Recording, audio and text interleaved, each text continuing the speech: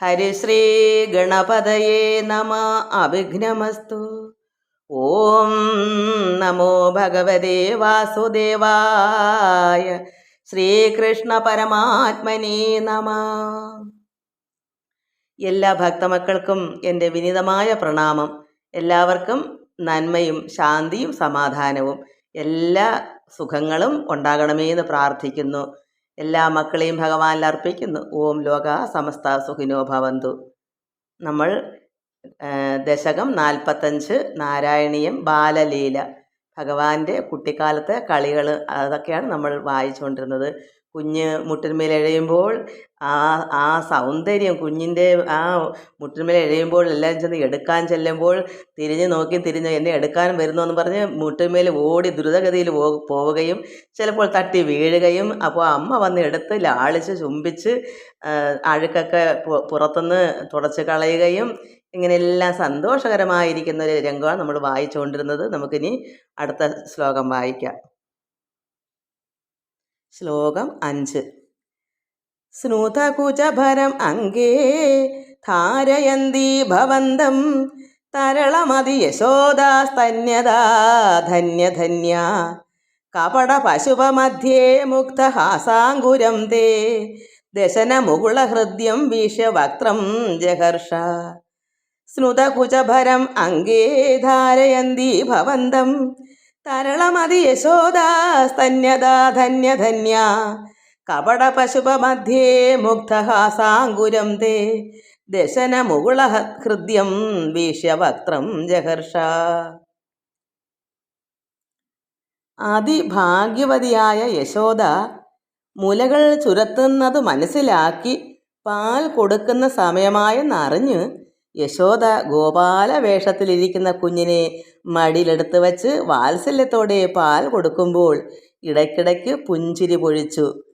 എന്താ അതിൻ്റെ ഉദ്ദേശം? ഈ പുഞ്ചിരി പൊഴിക്കുന്നത് ചിലപ്പോൾ ഭഗവാൻ ചിന്തിച്ചു കാണും. കണ്ണൻ, അമ്മ യശോദാമ്മ കുഞ്ഞിനെ യഥാർത്ഥത്തിൽ അറിയുന്നില്ലല്ലോ, ഗോപാല വേഷത്തിലല്ലേ അവിടെ ഇരിക്കുന്നത്. അവിടുത്തെ ഗോപ കുലത്തിലെ വൃന്ദാവനത്തിലെ ശ്രേഷ്ഠനായ നന്ദഗോപരുടെ മകൻ. അപ്പോൾ അവൾ സാധാരണ ഗോപാല വേഷം എന്ന യഥാർത്ഥ ഈ കണ്ണൻ, ഈ കൃഷ്ണൻ ആരാണെന്നൊന്നും അമ്മയ്ക്ക് അറിയില്ലല്ലോ. അതുകൊണ്ട് പുഞ്ചിരിച്ചിങ്ങനെ പുഞ്ചിരി പൊഴിച്ചുകൊണ്ട് ഇങ്ങനെ പാൽ കുടിക്കും. അതിഭാഗ്യമെന്നല്ലേ പറയാനുള്ളൂ. യശോദയ്ക്ക് ഇത്രയും ഭാഗ്യം ഉണ്ടായല്ലോ. കാരണം യഥാർത്ഥം ഇത് ആരെന്ന് അറിയുന്നില്ലല്ലോ ആ അമ്മ.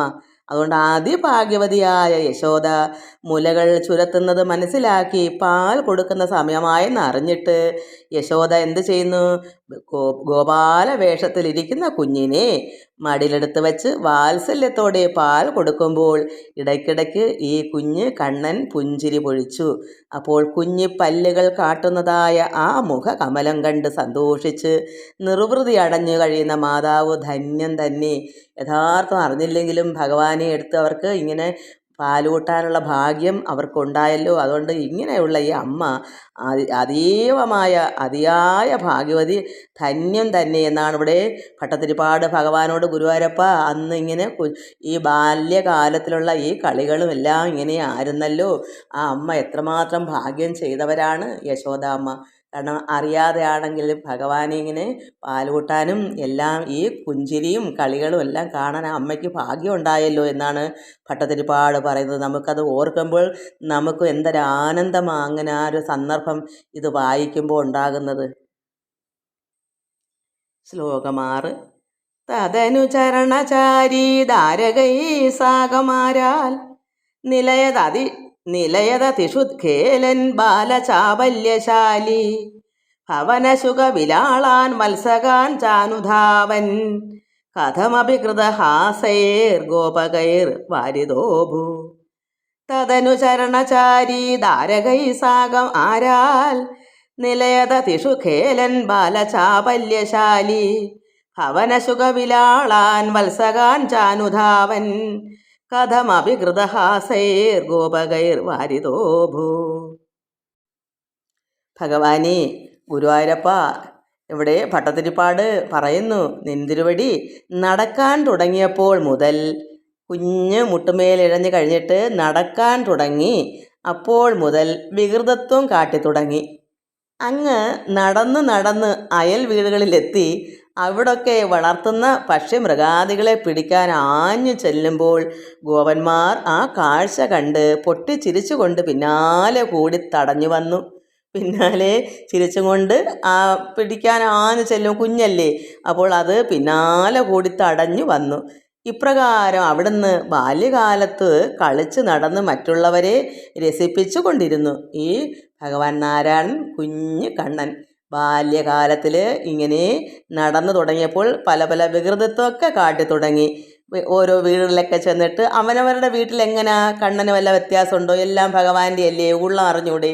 ഇതെല്ലാം ഭഗവാന്റെ ആകുമ്പോൾ ഭഗവാൻ അവിടെ എന്തെങ്കിലും അനാവശ്യമായിട്ട് ചെയ്യുന്നുണ്ടോ? എല്ലാം ഈശ്വരൻ്റെ സൃഷ്ടിയല്ലേ. അതുകൊണ്ട് ഭഗവാൻ ഇതെല്ലാം ഒന്നും ചെയ്തത് കുറ്റമൊന്നുമല്ല, കാണികൾക്ക് അങ്ങനെ തോന്നി. അതാണ് ഞാൻ പറയുന്നത്. അപ്പോൾ എന്തു വന്നു, ഈ ഭട്ടതിരിപ്പാട് പറയുന്നു, ഭഗവാൻ ഇങ്ങനെ നടന്ന് നടന്ന് ചെന്ന് അയൽ വീട്ടുകളിലൊക്കെ ചെന്നപ്പോൾ എന്തു വന്നു, അവിടെയൊക്കെ വളർത്തുന്ന പക്ഷിമൃഗാദികളെ പിടിക്കാൻ ആഞ്ഞ് ചെല്ലുമ്പോൾ ഗോപന്മാർ ആ കാഴ്ച കണ്ട് പൊട്ടിച്ചിരിച്ചുകൊണ്ട് പിന്നാലെ കൂടി എന്തു ചെയ്തു, തടഞ്ഞു. എന്നുവെച്ചാൽ പിടിച്ച് എന്തെങ്കിലും അബദ്ധം വന്നാലോ എന്ന് കരുതിയിട്ട് പിള്ളേരൊക്കെ കൂടെ വന്ന് ചിരിച്ചും കൊണ്ടുവന്ന് തടഞ്ഞു വന്നു. ഇപ്രകാരം അവിടുന്ന് ബാല്യകാലത്ത് കളിച്ച് നടന്ന് മറ്റുള്ളവരെ രസിപ്പിച്ചു കൊണ്ടിരുന്നു. ഇതാണ് ഭഗവാന്റെ കുട്ടിക്കാലത്ത് ഈ ഭട്ടതിരിപ്പാട് വർണ്ണന ഭഗവാനെ പറ്റി പറയുന്നത്. എന്ത് രസമാണ് അന്നത്തെ കാലം ഒന്ന് ഓർത്ത്. സത്യത്തിൽ ഭഗവാൻ എന്തെങ്കിലും കുറ്റങ്ങൾ വികൃതിയൊക്കെ മറ്റുള്ളവർക്ക് തോന്നും, പക്ഷേ ഭഗവാൻ എന്ത് വികൃതിയാണ് കാണിച്ചത്? പരമാത്മാവായ നാരായണൻ്റെ അല്ലേ സർവ്വസ്വത്തുക്കളും പക്ഷിമൃഗാദികളും സർവ്വതും വീടും കൂടും എല്ലാം ഈശ്വരൻ്റെ വകയല്ലേ. അവിടെ എന്തെങ്കിലും കാണിച്ചോ അനാവശ്യമായിട്ട്? ഭഗവാൻ നോക്കുമ്പോൾ എല്ലാം ശരിയാ ചെയ്തത്. ഭഗവാന്റെ പക്ഷികളെയും മൃഗങ്ങളെയും ഭഗവാൻ പിടിക്കുന്നു, ഭഗവാന്റെ സൃഷ്ടികളാണ്, അതുകൊണ്ട് ഭഗവാൻ ചെയ്തു. അതാണ് ഞാൻ ഉദ്ദേശിച്ചത്. ഇവിടെ ഭട്ടതിരിപ്പാട് മനസ്സിലാക്കി. എന്നാലും അന്ന് എല്ലാവരെയും ഇങ്ങനെ രസിപ്പിച്ചല്ലോ എന്ന് എല്ലാവർക്കും സന്തോഷം പകർന്നു കൊടുക്കുന്ന കണ്ണൻ ആ കുട്ടിക്കാലത്ത്. ശ്ലോകം 7. ഹലധര സഹിതസ്ത്വം യത്ര യത്രോപയാതോ വിവശപതിത നേത്ര തത്ര തത്രൈവ ഗോപ്യ വിഗളിത ഗൃഹകൃത്യ വിസ്മൃതാപത്യഭൃത്യ മുരഹര മുഹുർ അത്യന്താകുല നിത്യമാസൻ. ഹലധര സഹിതസ്ത്വം യത്ര യത്രോപയാതോ വിവശപതിത നേത്രാസ്തത്ര തത്രൈവ ഗോപ്യ വിഗളിത ഗൃഹകൃത്യ വിസ്മൃതാപത്യഭൃത്യ മുരഹര മുഹുർ അത്യന്താകുല നിത്യമാസൻ. അല്ലയോ മുരാരേ, ഭഗവാനെ വിളിക്കുന്ന അല്ലയോ ഭഗവാനെ മുരാരേ, അവിടുന്ന് ബലരാമനും ഒത്തുപോയ സ്ഥലങ്ങളിലെല്ലാം തന്നെ ഗോപികമാർ വിവശരായി കണ്ണും നട്ട് നിന്ന് വീട്ടുകാര്യങ്ങളെല്ലാം വിട്ടുകളഞ്ഞ്. എന്താ കാരണം? ഭഗവാനെയും ബലരാമനെയൊക്കെ കണ്ടാൽ പിന്നെ എന്തെങ്കിലും ചെയ്യാൻ മനസ്സ് തോന്നൂ.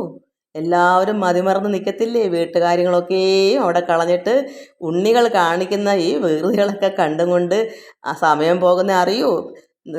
എന്നുവെച്ചാൽ അത്രമാത്രം സമയം ഇങ്ങനെ പൊയ്ക്കൊണ്ടിരിക്കും, പക്ഷേ അവർ അപ്പോൾ സമയം പോകണമെന്ന് അറിയാതെ അങ്ങ് നിന്നു പോകും. ബലരാമനും ഒത്തുപോയ സ്ഥലങ്ങളിലെല്ലാം എവിടെ ആയാലും അവിടെ ചെന്ന ഗോപികമാർ വിവശരായി കണ്ണും നട്ടു നിന്ന് വീട്ടുകാര്യങ്ങളെല്ലാം വിട്ടുകളഞ്ഞ് മക്കളെയും ഭൃത്യരെയും മറന്ന്, അവരുടെ മക്കളെയും മറന്ന് അവിടുത്തെ ഭൃത്യന്മാരെയും മറന്ന് നിത്യം അടിക്കടി പരവശരായി തീരുന്നു. അതെന്താ? ഭഗവാൻ കണ്ണൻ എപ്പോഴും എല്ലാ വീടുകളിലും എപ്പോഴും ഉണ്ടല്ലോ. ഭഗവാൻ ആരും അന്യരല്ലല്ലോ, എല്ലാം ഈശ്വരൻ്റെ ആണല്ലോ. ആ ഉള്ളിലിരിപ്പ് അന്നേ ഉള്ളതല്ലേ. അവിടെ പ്രത്യേകത എന്തെങ്കിലും ഉണ്ടോ? കണ്ണൻ്റെ അല്ലേ സർവ്വതും ഉള്ളമത്വവും ആ ഉള്ളത്തിൽ അറിയാമല്ലോ. ഇതെല്ലാം ലോകമെല്ലാം പരമാത്മാവ് തന്നെ സർവ്വത്തിലും ഈശ്വരനാണ് ഇരിക്കുന്നതെന്നും ആ ഈശ്വരൻ തന്നെയല്ലേ എല്ലാം അറിയുന്നതും. അതുകൊണ്ട് അവിടെ വേറുകൃത്യം ഇല്ലാത്തതുകൊണ്ട് കണ്ണൻ ചിലയിടത്തെല്ലാം കണ്ണൻ്റെ തന്നെ മുതൽ പോലെ തന്നെയാണ് കാണുന്നത് എല്ലാ ഗോപസ്ത്രീകളെയും എല്ലാവരെയും. അത് മറ്റുള്ളവർ കാണുമ്പോൾ അത്ഭുതമായിട്ട് കണ്ട്, അതുകൊണ്ട് അവർ മതിമറന്ന് നിന്ന് വീട്ടുകാര്യങ്ങളെല്ലാം മറന്ന് ഭൃത്യരെ നോക്കാനും കുഞ്ഞുങ്ങളെ നോക്കാനൊക്കെ മറന്ന് വിവശരായി നിന്നു. അതാണ് ഭഗവാന്റെ കൃപയും കാരുണ്യവും ഭഗവാന്റെ സ്നേഹവും. അന്നേ ഭഗവാന്റെ ഉള്ളം അങ്ങനെ ആണല്ലോ, പരമാത്മാവാണല്ലോ. അതുകൊണ്ട് എല്ലാവരെയും രസിപ്പിച്ചും ഇങ്ങനെ അവരെല്ലാം പരവശരായി ഇങ്ങനെ നിന്നു. എന്നുവെച്ചാൽ ഒന്നും എല്ലാം മറന്ന് വിവശരായി നിന്ന് പോയി. അവിടെ ഭൃത്യന്മാരുണ്ടെന്നോ അവരുടെ മക്കളുണ്ടെന്നോ അവിടെ ജോലിയുണ്ടെന്നോ ഒന്നും അറിയാതെ കുഞ്ഞുങ്ങളെ കണ്ടുകൊണ്ട് ബലരാമനെയും കണ്ണനെയും അതായത് കൃഷ്ണനെയും കണ്ടിങ്ങനെ മതിമറന്നങ്ങ് നിന്നുപോയി. നമുക്ക് അടുത്ത ശ്ലോകം അടുത്ത പ്രാവശ്യം വായിക്കാം. എല്ലാവർക്കും നമസ്കാരം. സർവത്ര ഗോവിന്ദ നാമ സങ്കീർത്തനം. ഗോവിന്ദ ഗോവിന്ദ.